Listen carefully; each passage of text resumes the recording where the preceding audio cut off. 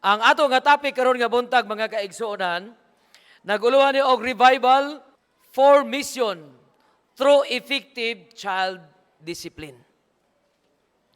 Unsa ba ang mga pamaagi sa atong pagdisiplina sa atong mga kabataan? Ato bang gitagaan og pagtagad ang atong mga kabataan diha sa atong puloy-anan o diha sa ato nga iglesia? Unsa ba nga mga disiplina ang atong gina-impose sa atong mga kabataan diha sa ato nga puloy-anan o diha sa iglesia? Usa sa mga ako nga eksperyensya nga hapit ko wala nakadayon sa ako nga kurso sa Mountain View College mga kaigsuonan, mao ang ako nga frustration kung mulantaw ko sa mga anak sa ato mga workers kaniadto. No? Dito sa Mountain View College for 7 years mga kaigsuonan, ako gyud makita ang mga kabataan sa atong mga pangulo nga di gyud mao ang ilang mga kinaiya, ilang mga batasan. Ina ko mo dayon baka ko sa akong kurso ani. Mura magdili maayo ni nga kurso ni. Kay ang mga imbis mga pangulo sa ato nga iglesia, mao may no number 1 ka mga kining badlunganon sa katilingban mga kaigsuonan. One time nagadto mi sa Valencia. Pag abot na mo dito, pag uli na mo, nagpalit sila og kanang dako kaay nga milon. Ilang gikuhaan gamay. Unya ilang gikuhaan sa sulod, gibubuan dito og mga makahubog nga ilimnon. Pag abot sa dorm, gipikas-pikas unya gikaon, ina ko di na ni mao nga mga kinaiya. Unsa kaha ang mga disiplina nga gihatag sa ilang mga ginikanan ngadto kanila? Ako gitanaw ang sa una nga mga panahon mga kaigsuonan sa atong mga pangulo, atong mga pastors o atong pangulo sa iglesia, di ay kay ang ilang mga buluhaton layo kay sa ilang puloy-anan. Muuli sila usay once a month lang. Usahay muuli pag uli balik na po dayon sa trabaho. Ang mga kabataan luoy kaayo kay ang mama lang maoy nagamatuto og nagadisiplina sa ilang mga kabataan. No? Apan nalipay ta karon mga kaigsuonan, kay ang ato nga buhatan gilahi na nila ang ilang panglantaw sa atong mga leadership sa atong mga pangulo sa atong nga iglesia, no? Ang katong lagyo na kaayo nga mga assignment ila nang gibutang sa ilahang mga lugar. Para masubaybayan na yun nila pag-ayo ang ilang mga kabataan. No? So nalipay ta, nga ingani na ang dagan sa ato nga panahon karon sa ato mga pangulo, mga kaigsuonan. No? Unsa man ning parenting mga kaigsuonan?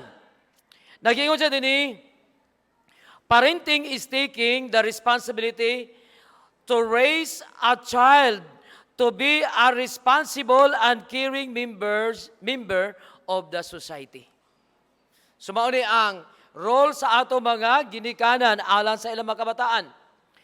Parents are not just responsible for feeding, clothing, and providing basic care for children.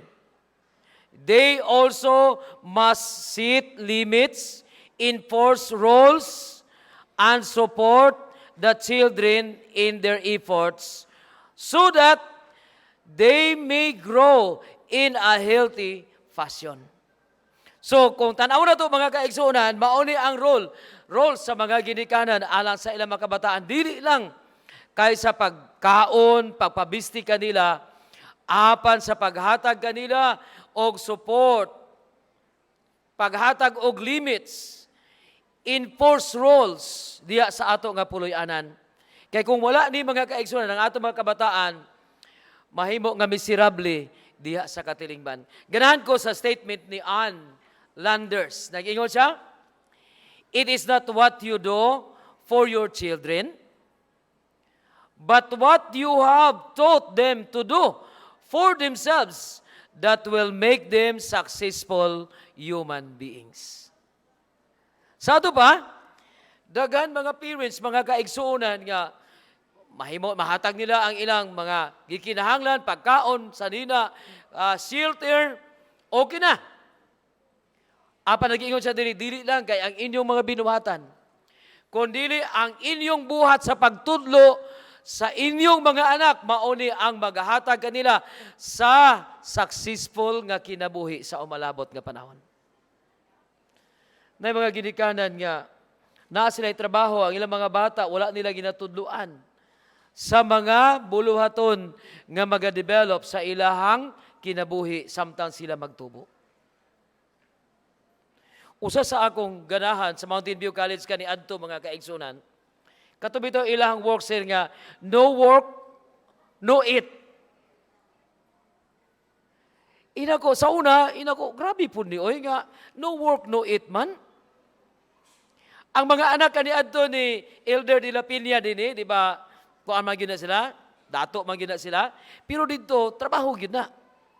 Kay no work, no eat.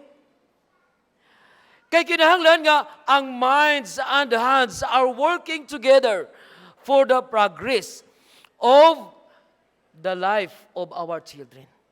Mao ni ang gusto sa Dios alang sa ato mga kabataan diha sa ato nga puloy-anan mga kaigsunan. That's why ang teksto nga gidala sa atong igsuon kaganiha sa Deuteronomio 6 versikulo 7, gusto sa Ginoo nga tudloan gyud nato ang ato mga kabataan. Nagingon siya, og igatudlo mo kini sa dakong kakugi sa imong mga anak, og magasulti ka mahitungod niini sa magalingkod ikaw sa imong balay, og sa magalakaw ikaw sa dalan, og sa imong paghigda og sa imong pagbangon, isulti mo kini sa imong mga anak.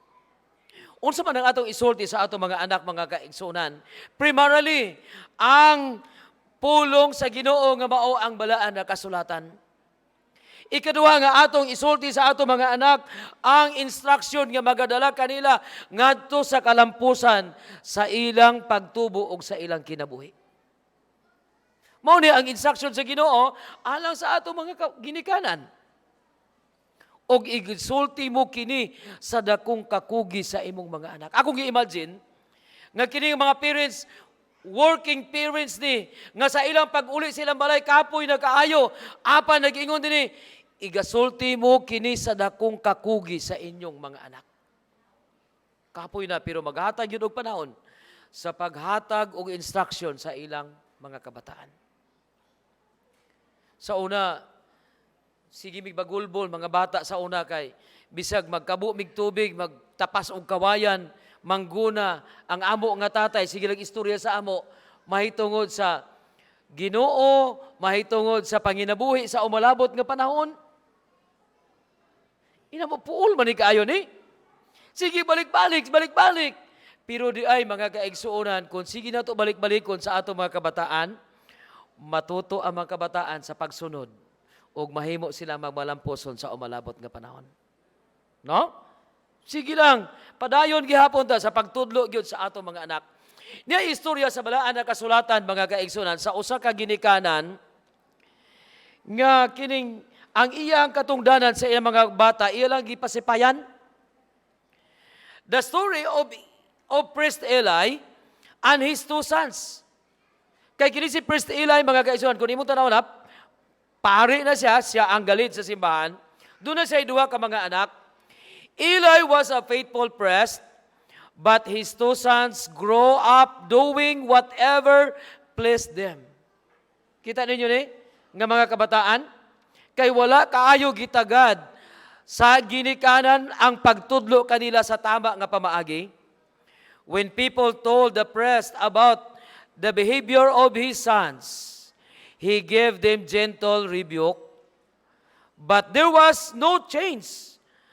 What were the consequences? Unsa ka ang resulta mga kaigsunan kay ang mga kabataan grabe kabugoy.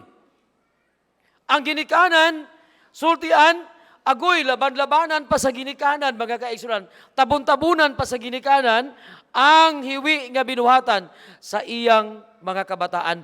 Unsa man ang nahitabo, mga kaigsunan, it's a lesson para sa ato. Nag-ingon sa dinhi. Ato tanawon ang Samuel 3, versikulo 12 og 13, nag-ingon sa dinhi, God's prophecy on Eli's family, mauni, in that day I will perform against Eli all that I have spoken. I will judge his house forever for the iniquity which he knows, because his sons made themselves vile, and he did not discipline them.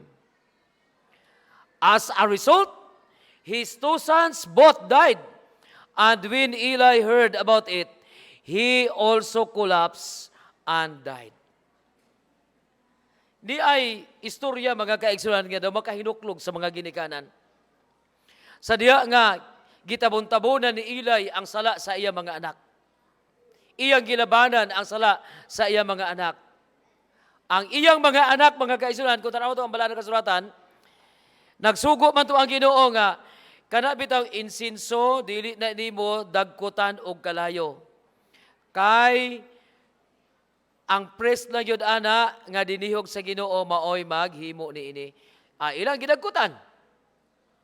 Sa diya nga ilang gidagkutan, gilamoy sila sa kalayo, mga kaigsunan, o ang balaan na kasulatan, nagsulti ka na to, sa diya nga nahibaluan ni priest Eli, nga ang iyang anak nga duha ka lalaki, namatay. Ang balaan na kasulatan, nagsulti ka na to, nakulaps po siya. O namatay, mga kaigsunan. Dunay penalty alang sa mga ginikanan nga wala nagatagad sa ilang mga kabataan. Gusto sa Ginoo nga atong giyahan sila, atong ikorek ang ilang mga kinaiya nga dili maayo. Kay kini alang man gyud ni sa ilahang kinabuhi, mga kaigsuonan. Dunay nagkalain-lain nga pamaagi sa paggiya sa atong mga kabataan, mga kaigsuonan, no? Karon nga buntag, atong tun-an ang nagkalain-lain nga pamaagi sa paggiya o pagmatuto sa atong mga kabataan. Gani, dunay upat dinhi ka mga style o pamaagi sa paggiya sa atong mga kabataan. Number 1, atong tanawon ni kung asa bataan ni ingon nga mga ginikanan sa paggiya sa atong mga kabataan. Number 1 dinhi is the permissive parent. Ato ning isa-isahon karon, mga kaigsunan. Number 2 is the authoritarian parents. O ang number 3 diri, the neglectful parent. O ang number 4, gitawag ni siya og the authoritative parent. Ato tanawon kung hain ba tani ini nga mga pamaagi sa pagmatuto sa atong mga kabataan. Atong tanawon kung hain ba ni ini ang gusto sa Ginoo nga atong i-impose sa atong mga kabataan diha sa ato nga puloy-anan. The permissive, number 1, the permissive parent, mao ni mga kaigsuonan, high on love, low on discipline. Dako ni sila gugma sa ilang mga kabataan nga dili gani ila tagaan og mga disiplina ang ilang mga kabataan sa ilang balay. No? So concerned that the child develop a healthy self-concept that they overlove, overprotected ang ilang mga kabataan. So, wala yun, no? Dili yun gani nila matagaan og makurik ang mga hiwi nga mga kinaiya sa ilang mga kabataan. The parents establish no law in their home. Wala gyud balaod. Kung muuli ang mga bata alas 12 sa gabi, okay lang. Kung mukaon, imbis mukaon alas 7, mukaon sila alas 9 na, okay lang. Wala gyud balaod sa ilang balay. The child becomes a law to himself. Sila lang yung magbuot. Di na yun kabuot ang ilang mga ginikanan. He does whatever he pleases. The child develop no self-control and becomes self-indulgent.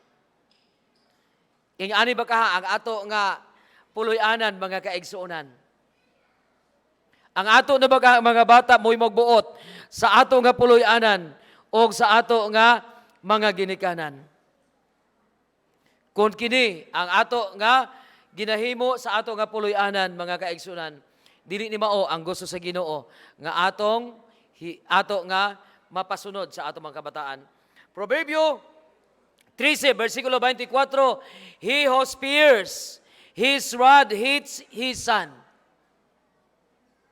Siya nga nagapugong sa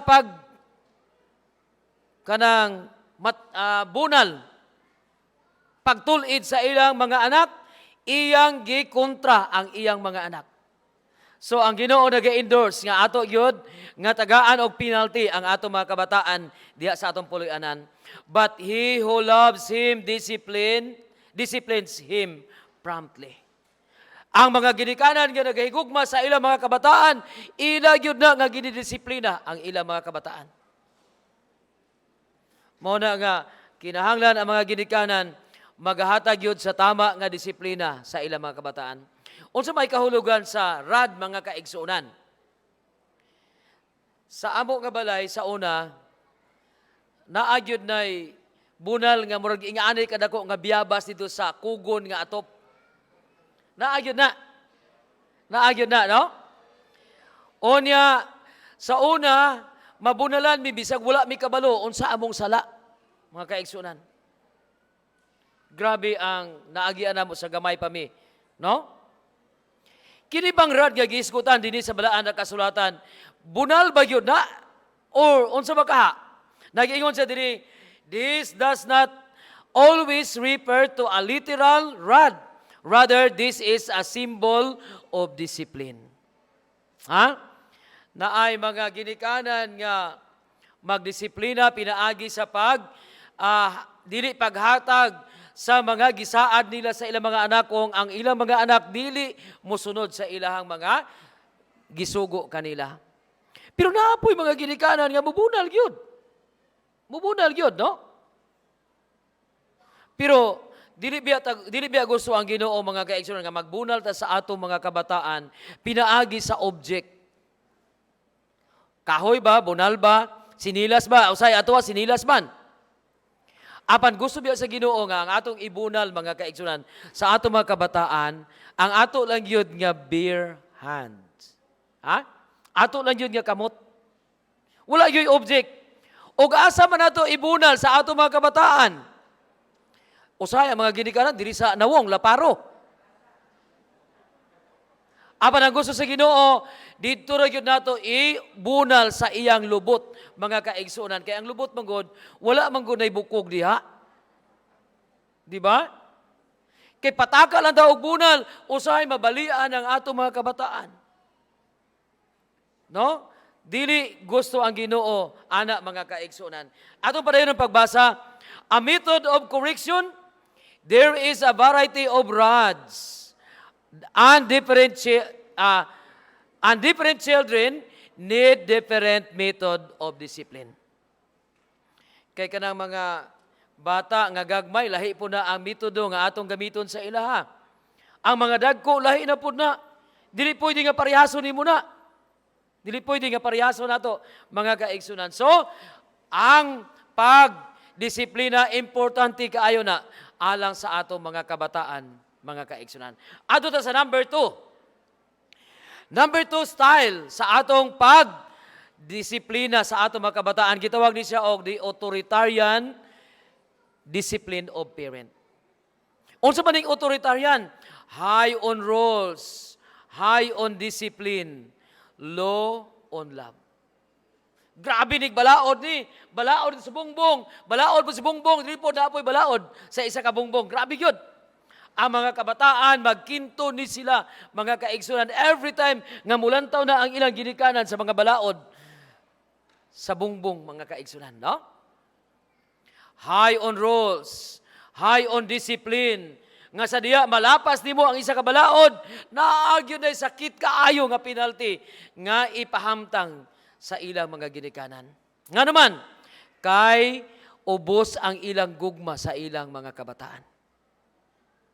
Kuyaw ni, nga pamaagi sa pagdisiplina sa mga kabataan, mga kaigsunan. To those parents, roles are more important than their children. Sa inyo, unsa may importante? Mga kabataan, naapod biya mga nasugatan, nakasugat po biya ko mga kaigsunan o mama nga, grabe ka tiror sa ilang mga anak. Ina ko siguro pag anak ani, dili sakit ba? Siguro hayahay lang ang pag-anak niya ani ba? Nga nung ani man eh. Singgitan dito, singgitan diri, bunal dito, bunal na po diri, ginukdanay sa kanabitang daruhan. Ina ko, grabe nga mama ni. Apan gitudluan kita sa Ginoo mga kaigsunan nga ang ato mga kabataan mas importante sa tanan diha sa atong panimalay. Amen ba? Importante ang ato mga kabataan. Their love remains invisible and unexpressed. Ang ilang gugma di yun makita sa mga kabataan. The child under this parenting style develop the feeling of fear and experience insecurity and low self-esteem. Pag-abot ani, mga bata nila sa eskwelahan, lingkod na yun eh, luoy kaayo, wala yun, ubos yun kaayo ang paglantaw nila sa ilang kaugalingon, kay ginapanastamasan sila sa ilang mga ginikanan, sa ilang puloy-anan. No? Panalipay ta nga ang atong, wala ni sa mga Adventist nga puloy-anan na, or maybe sa una nga panahon na ani, pero karon wala na yun ni mga kaigsunan. Hindi na ko kakitaan ni kayo sa atong mga Adventist nga mga ginikanan. No? Muna atong pasalamatan sa Ginoo. Ang tambag ni St. Paul, mga kaigsunan, nagiyon siya, Colosas 3, versikulo 21, nagiyon siya, fathers, pero maintag na-appeal po ang mother diri, no? Nga nung wala man ni mother diri, fathers, do not provoke your children, lest they become discouraged. Pwede po doy, apin nato ang mga ginika, ang mga mama. Kaya na mga mama nga kalitlag kunot na yun sa bugan sa mga bata, luoy kaayo, no? So, fathers, mothers, do not provoke your children, lest they become discouraged. Okay? Importante kayo na. Number 3, dali ra ni mahuman mga kaigsunan. Ang atong pagtuon karon kay nata sa number 3, second to the last, nag-ingon siya, the neglectful parent. Unsa man ning neglectful parent mga kaigsunan? Naa ba ni sa inyo, naa ba ni sa ako nga puloy-anan? Low on law, low on love. Wala gyud ni sila balaod sa ilang puloy-anan. Wala po'y gugma sa ilang puloy-anan. So kung imong tanawon, kung makasunod ka ani nga balay, mga kaigsunan, inyong ma-imagine nga nagrambol na dito mga plato, mga balde o mga basta, ang mga butang dito sa balay, nagrambol lang, mga medyas, mga sanina, wala yun, nagrambol yun.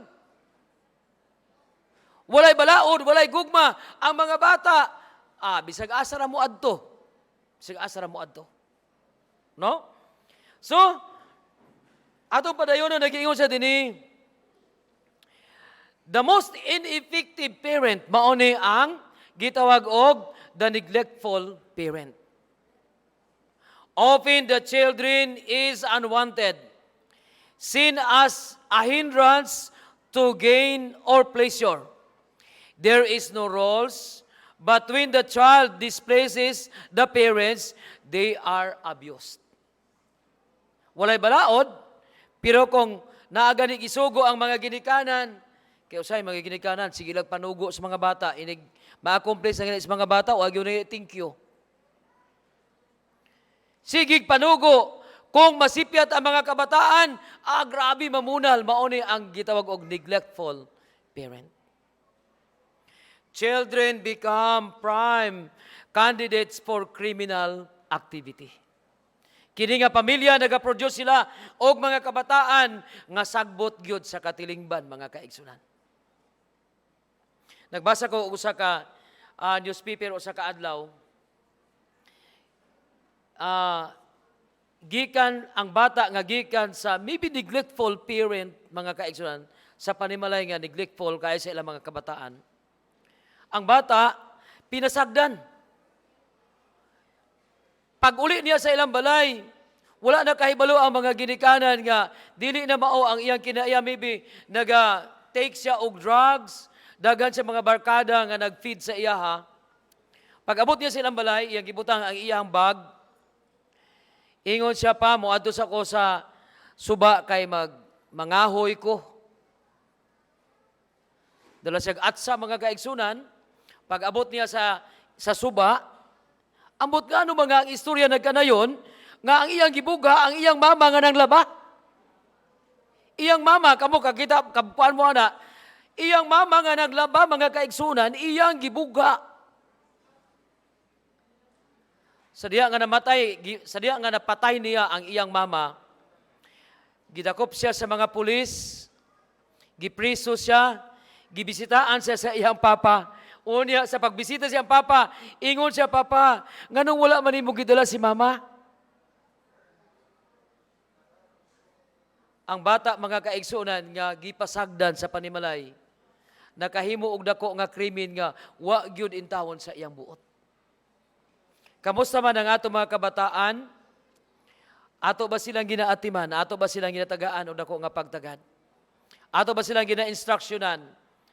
Ato ba sila nga ginatudluan sa kanunay?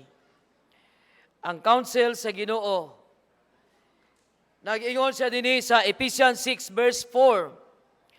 And your fathers gihapon, no? Wala gihapon ang mother diri, oh. And your fathers do not provoke your children to wrath, but bring them up in the training and admonition of the Lord. Kinahanglan nga ang mga ginikanan, ako lang ibutang ginikanan gyud mga kaigsunan, kay apil gyud ang mga mama og papa. Ayaw gyud pasuk-a ang mga kabataan. Apan dad-a sila sa pagmatuto, diya sa pagkamatinumanon sa Ginoo, mga kaigsunan. Tudluan gyud nato ang ato mga kabataan. Si King Solomon, nag-ingon siya sa Proverbio 22 versikulo 6, train up a child in the way he should go, and when he is old, he will not depart from it. Unsa daw? Alang sa mga ginikanan, bansayo nato ang ato mga kabataan sa dalan nga ilang pagalaktan. Aron nga kung sila matigulang na, dili na gyud sila mubiya gikan niini. Tama ang giingon sa mga katigulangan nga, kung imo ganing balion ang bata pa gyud nga kana ganing, kung for example manggani, bata pa nagatubo siya nga taas. Kung imo ning balion unsa imong ipasunod sa iya, makasunod gyud siya. Pero kung tigulang na gani nga sa nga imong bawogon, mga guys, unsa may mahitabo? Wala na, bali na. Kung atong tudluan ang atong mga kabataan, sa ulahin na nga panahon sa ilahang kinabuhi, ulahin na ta, kaayo mga kaigsunan. Muna nga, ang instruction sa Ginoo kay King Solomon, train up a child. Wala siya nag-ingon nga, tudluin inyong mga anak, inig kadalaga na, inig kaulitawo na ha? Wala. Samtang bata pa sila, ato silang tudluan, kanunay mga kaigsunan.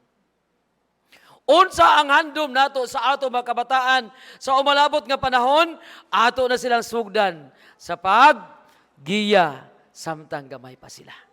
Tama yun ang instruction ni Haring Solomon alang kanatong tanan. Number 4 and the last, nga pamaagi sa ato nga parenting sa ato mga kabataan, gitawag ni siya og authoritative parent or parenting, mga kaigsunan. Unsa man ning authoritative? High on love, high on discipline. Mangutana ko sa inyo karon mga kaigsunan, hain man ang atong sundon niining upat. Ato sa tanawon, such parent maintain an open, loving relationship with the child. Parent and child are friends. Uy, gwapo, no? Mura na sila barkada ba? Usay ang iyang papa ug mama mo ingon, nak, pagkitaa mo sa imong uyab, nak, wala gyud kita sa imong uyab ba? Maka-open ka ta sa ato mga anak-anak, mga kaigsunan. Di ta ka-open anak kung dili nato sila barkada. Nak, kisa man imong barkada nga suod gyud diha, anak, ang ato mga kabataan, dapat ato na sila nga higala nga suod, mga kaigsunan. Kaya kung di nato sila suoron, asa man sila mutugaan sa ilang problema? Dito sa uban. Matingala ka nga, maayo pagsilingan, kaya nakabalo, sa problema sa kong anak, ako wala yun. Di ba? Pero, kung ato silang higala, mga kaigsunan, wala na yung gap ang atong relasyon sa atong mga kabataan. There is an open communication, sensitivity, and support to our children. Sa inyong una-una, niining upat mga kaigsunan, asa may the best nga atong sundon sa ato nga pag-train sa atong mga kabataan. The permissive parent, okay ba mo ana? Dili, no? The authoritarian parent. Murag pigado gihapon. The neglectful parent, samot na. Ako na lang mag-answer. The neglectful parent, dili na siya gusto sa Ginoo alang sa ato mga kabataan. Apan kining isa, the authoritative parents, mas okay alang sa ato nga mga ginikanan diha sa Kristohanon nga puloy-anan mga kaigsuonan, no? There are clearly defined roles and conformity is required. Kung makasala ang ato mga kabataan, naagyo na confirmation, yun. Naliba, nag-ingon ko sa imo nga di ka magbuhat, ani? Nganong imo maninggi kuan, gilabag? Kaya kung ang ato mga kabataan, makasala sa balaod nga atong gi-impose sa puloy-anan, unya kita nga mga ginikanan, murag wala rapod sa ato, mingon ang mga bata, okay lang, okay lang. Sunod, dako ni, kay okay raman sila ni Papa o si Mama. Dili na mao, mga kaigsuonan, no? Parents are firm but loving. Kinahanglan ang mga ginikanan, ligon sa ilang desisyon alang sa ilang mga kabataan. Usay magod sa atong puloy-anan, mga kaigsuonan, ang mamay, yes, ang papa, no. Mga kabataan, mutanaw na lang sa taas, asa ba ako sundon, ani? Si papa ba o si mama? Dapat ang mama o papa, usa sila sa ilang desisyon sa pagiya sa ilang mga kabataan samtang sila magatubo. Amin ba? Dapat usagyod ang mama o papa sa ilang paggiya sa ilang mga kabataan. Dili pwede nga lahi ang iya sa bana, lahi po ang iya sa asawa. Mga kabataan na to, mas spoiled sila pag mga kaigsuonan, no? Mas spoiled sila. Tagaan, nangayo sa kay papa niya para ipalit og ingani, papa, dili na pwede. Makadaot na. Pag adto kay mama, gihatagan ni mama, agoy ang bata na spoiled pag-ayo, mga kaigsuonan. Di ba? So, dili yun. When discipline is necessary, it is administered in love. Ha? Kinahanglan, pinaagi sa gugma, atong ihatag ang pagdisiplina sa atong mga kabataan. This kind of parent follows the example of the Lord in discipline.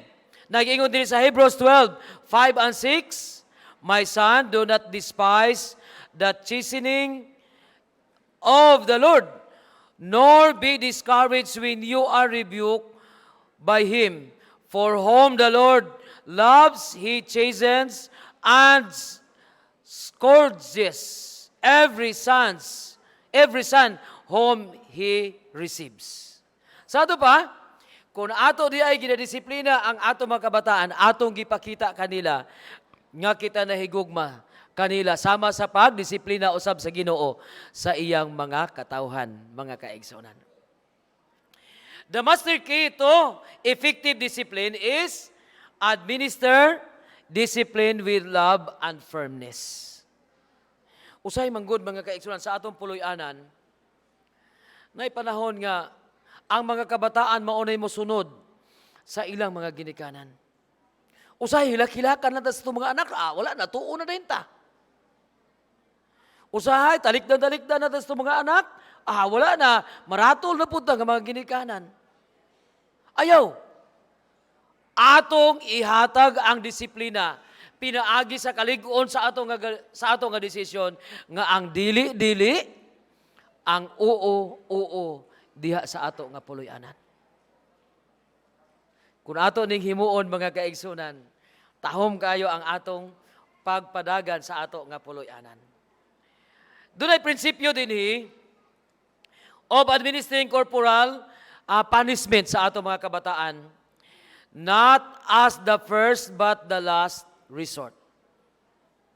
Kining pagbunal sa ato mga kabataan, hard nga disiplina sa ato mga kabataan, dili di ay ni nato himuon nga una apan didto ni sa pinakalas na jud kung wa na gyoy mahimo kita sa atong mga kabataan. Pero ato usay lahi man. Ang pinakauna nato mo pinaka brutal kaayo nga manglabahag na ang paa sa ato mga kabataan, no?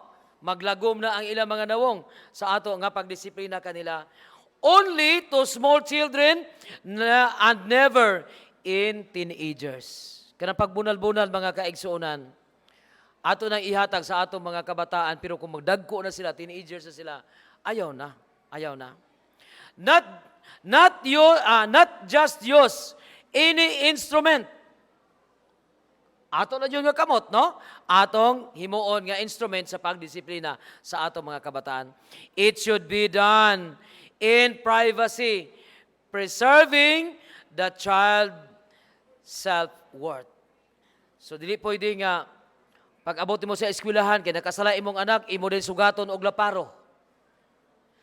Kay makakita, gani ang iyang mga classmate, iyang mga friends, maulawan pag-ayo ang ato mga kabataan, mga kaigsunan. No? So, number 5, dinhi nag-ingon siya, not in anger, but with acceptance and love. Usay, di man ta ganahan, mamunal po o di ta masukuoy. Kaagi mo ano mga kaigsunan? Lisod mag-ayo ibunal nang wala ka na suko. Pero mao may instruction sa balaan nga kasulatan mga kaigsunan. Mo bunal ta o mo hatag ta og disciplinary action sa ato mga kabataan sa diha nga wala ta na suko. Kay kung wala ta na suko mga kaigsunan abi ninyo, mapahibalo na to sa ato mga anak kung unsa ang ilang sala. Di ba? Nalipay ko na ako'y panimalay nga naadtuan nga nakasala ang iyang anak. Naadi sila balaod kung pila kabunal. Pero before niya gibunalan mga kaigsunan, iyang gipahibalo na nganong bunalan ta ka kay naa kay sala or wala. Ingon ng tao ng bata nga, naapa, unsa man na imong sala. Ganahan ko adto kay ang bata bitaw, iyang dawaton ang penalty tungod kay kabalugid siya nga nakasala. Pero sa una lahi man, wa kay ta kabalo sa sala, bunalan ta, mao na nga dagan ang mga rebuilding ang mga bata kaniadto mga kaigsunan, no? So nag-ingon sa diri, not in anger, but with acceptance and love. Atong ihatag ang disciplinary action sa atong mga kabataan. There are to response to discipline. Siyempre, doon na yun ay duha ka padulngan ang atong pagdisiplina sa mga kabataan. Either ilang dawaton or ilang i-reject. People either submit to discipline or rebel against it. Apan tug-anan ta mo alang sa mga kabataan nga kon ang mga kabataan dili mo dawat sa mga disiplina sa ilang mga ginikanan, doon na gyud dako nga dili maayo nga moabot sa ilang nga kinabuhi. Tanawan ninyo, Nadab and Abiho, anak ni Eli, di ba? Samson, unsa na ito mo kay Samson, iyang gireject ang instruction sa iyang mga ginikanan. What is the purpose of discipline? No discipline seems pleasant at the time, but painful.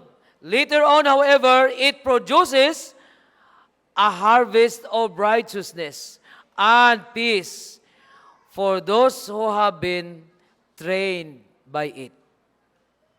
Ang pagdisiplina sa primero, dili gyud na siya maayo. Pero kadugayan, malipay ta mga kaigsuonan nga magaproduce kini og maayo nga resulta alang sa ato nga puloy-anan. Di ay general observation alang sa ato mga kabataan, sa ilang pagdawat sa disiplina sa ilang mga ginikanan o pa-reject mga kaigsunan. Number one, dili children who reject discipline becomes a curse to themselves and to society. Mao gini ang general observation sa kalibutan nga atong ginapuy-an og bisan sa atong nga iglesia mga kaigsunan. Mga kabataan nga di maminaw sa ilang mga ginikanan, dunagyoy course or kanang unsa ning course sa Binisaya, kanang tunglo nga mahitabo sa ilang kinabuhi og diha sa sosyedad. Those who accept parental discipline becomes a blessing to the society. Dili lang sa sosyedad, kundi bisan sa ato nga iglesia, mga kaigsunan. Parents who reject discipline, persons who reject discipline, receive the character of Satan and will be destroyed with him in hell. Ang mga tao nga dili maminaw sa mga instruction, labi na sa mga kabataan, ang ilang dangatan, mga kaigsunan, mao ang kalaglagan dito sa impyerno nga kalayo kauban sa yawa. Those who accept Christ's discipline receive a character of God and will live with Him forever.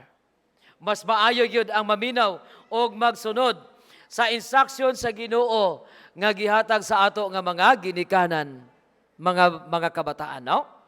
Mo hinungdan nga sa katapusan ang Ginoo na instruction alang sa ato mga ginikanan. Nagingon siya sa Adventist Home, page 189. Parents need to understand that God desires them to educate. Educate, number one. Discipline and train their children. Mao ni instruction sa Ginoo alang sa mga ginikanan. Ever keeping before them the fact that they are forming characters for the present and for the future life. Unsa man nga panahon, mga kaigsuonan, ang maayo yun kaayo nga i-instruct nato sa ato mga kabataan. Wala ko'y lain nakita nga panahon, mga kaigsuonan. Kay usahay, mga una-una nga dito sa kanaanan, sa lamisa, dito na ko taga-ag instruction ng among mga kabataan. Abi ninyo, usahay dito, maingon ng mga bata nga, lami man ito ni sudaan nato, pero makawala, mas ganas kaon, oy. Ang pinakadabis yun ay dito sa panahon nga mag-worship ta sa buntag o sa gabi. Mo na'y pinakadabis nga maghatag tag instruction sa atong mga kabataan. No? Mo na nga atong i-maintain yun ang atong worship magabi, worship mabuntag. Mao na ang chance nato nga atong matagaag instruction ng atong mga kabataan. Mao na ang pinakamaayo nga panahon, mga kaisunan. Dili lalim ang paggiya sa ato mga kabataan, mga igsuon. Tama ba? Naka-feel ba mo nga dili lalim? Lahi ng mga bata karon. Sa una, tanawon lang gani nimo. Mga bata sa una, wala na, tago na sa ilalim sa lamisa. Samot na mulantaw sa bunal. Tago sa kilid sa pultahan. Pero mga bata karon, imong sitsitan, wala lang. Imong sigahag mata, sigahan po ganiyag mata. Dili lalim ang pagmatuto sa ato mga kabataan, mga kaigsunan. Ato gyud na silang iampo sa Ginoo. Gani, nagingon Sister White, Signs of the Times, September 13, 1877, if mothers and fathers would go to Christ more frequently and trust Him more fully, their burdens would be easier and they would find rest to their soul. Unsay atong himuon? Ato gyud sila dadon kanunay ngadto sa Ginoo ang ato mga kabataan, mga kaigsunan. Abi ninyo, kung imo silang dadon, sukad pa sa gamay pa, pagdako nila, imbis magkadako sila, ang atong lulan magkagaan, mga kaigsunan. Amen? Pero kung maulahita, pag-train sa ila, imbis nagkabugat sila, kaya dako naman, nagkabugat po ang atong lulan para sa ila, mga kaigsunan. Muna samtang gamay pa atong himuon ang atong maarangan para sa atong mga kabataan. Adventist Home, page 557. Ganahan ko ani nga statement sa Ginoo pinaagi kay Sister White. Fathers, mothers, I appeal to you to make most earnest efforts now for your children. Dili ugma, dili sunod simana, dili sunod bulan, now for your children. Give them daily religious instruction. Daily ha, daily na, sinima na. Na mga ginikanan nga ang ilang mga kabataan, busy man sila sa balay. Ila lang ipatubang sa telebisyon ang ilang mga anak, sige tanaw ang bata dito, sila galaba, galuto, or unsa man ang ilang buhaton. Tingala sila nga ang ilang anak, kabalo naman magmamalikas, kabalo na mangaway. Asa na ito nakuha sa bata? Sa telebisyon. Pero na ako'y naatuan nga mga parents, mga kaigsunan, nga naagad sila Bible stories, naa sila CD nga religious, ilang i-play at ubangan sa ilang mga anak, magtrabaho sila, ang ilang mga bata lahi og kinaiya sa ilang nga pagtubo, mga kaigsunan. Lipay ko nga ang mga ginikanan nagatagad sa ilang mga kabataan, ilang gitagaan og religious nga mga instruction kada adlaw ang ilang mga kabataan. Mao ni ang gusto sa Ginoo nga iyang gipakita kanato. Teach them to love and to be true to the principles of right. Ato tudloan sila sa prinsipyo sa tama nga pagkinabuhi, mga kaigsuunan. Usay matakdan ta, ako nag-share sa uban, ang mga Adventista usay matakdan sa uban nga mga silingan. Maghatag og instruction sa ilang mga anak, nak, dito ganit sa eskwelahan, kung naaga ni magbinuang sa imo, sumbaga. Ay pagansi dito, ay pakwan, ay pabintaha dito. Ay mga ginikanan, ingana mga kaigsunan, pero nalipay ko nga wala na sa Adventist nga panimalay. Amen? Kaya nga tuwa, lahi man na tuwa. Nak, sa eskwelahan na ka, kung naaga ni magbinuang sa imo, sumbagon gani ka, dagan lang, pailob lang. Kay bintaha nang walay bukol, kaysa may bukol. Di ba? Mo nang atuwa. Ato silang tudluan sa tama nga pamaagi with lofty earnest faith directed by the divine influence of the Holy Spirit. Work now. Do not put it off one day or 1 hour for your children.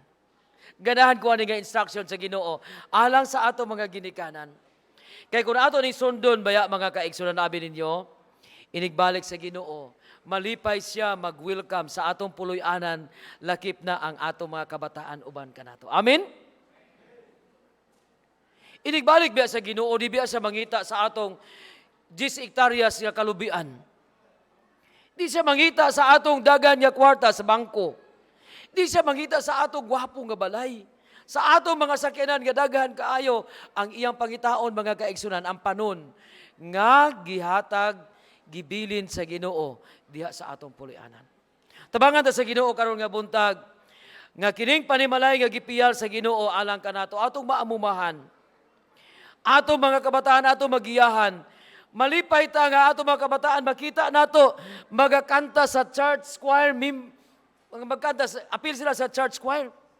Malipay ta nga atong mga kabataan, mag-pray diri sa atubangan, mga kaigsunan, mag-participate sa buluhaton sa Ginoo ni ini nga iglesia.